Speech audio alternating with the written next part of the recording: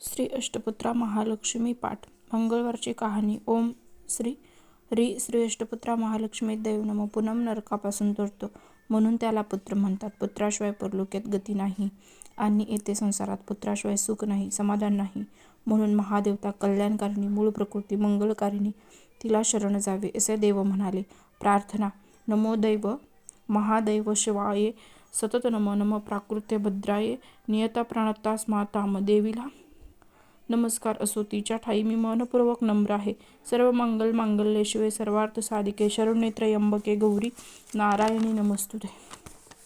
सर्व मंगल वस्तूतील मंगलरूप देवी, कल्याणकारिणी, शरणागतीचे रक्षण करणारी गौरी महालक्ष्मी, तुला नमस्कार असो. श्री अष्टपुत्रा महालक्ष्मी व्रताचे नियम. श्री अष्टपुत्रा महालक्ष्मी देवीची कृपा व्हावी म्हणून आपण श्री अष्टपुत्रा महालक्ष्मी देवीचे व्रत मंगळवारी सुरू करावे. मंगळवार प्रातःस्नानानंतर पाठ वाचावा.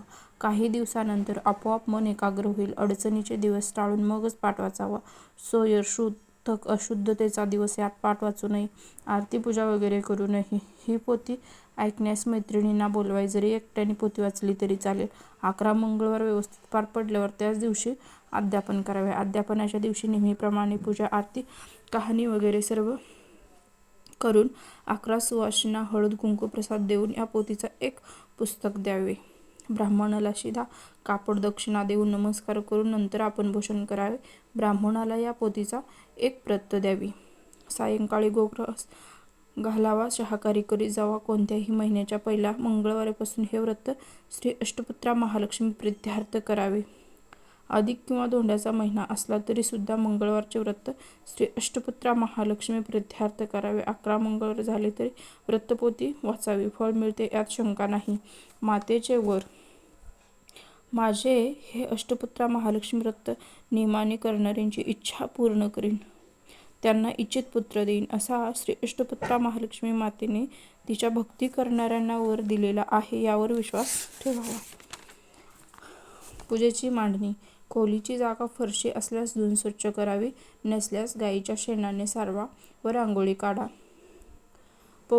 पाट किंवा चौरंगावर रंगीत कोरा कापडाचा तुकडा अंथरून त्यावर गहू अगर तांदळाचा राश घाला. राशीवर तांब्याचा गडवा पाणी भरून त्यात दुर्वा, सुपारी, विड्याची पाने, आंब्याची पाने, पैसे टाकून वर नारळ ठेवावा.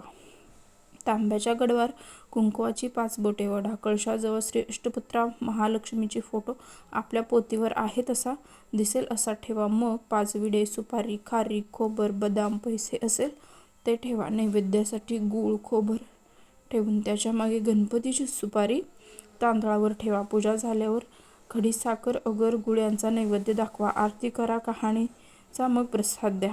रात्री श्री अष्टपुत्रा महालक्ष्मी करता केलेला जेवणाचा नैवेद्य दाखवा. गाईला गोग्रास घालून मग स्वतः जेवण करा. दुसऱ्या दिवशी तांदळाचे दाणे टाकून पूजा विसर्जन करून निर्माल वाहत्या पाण्यात टाका.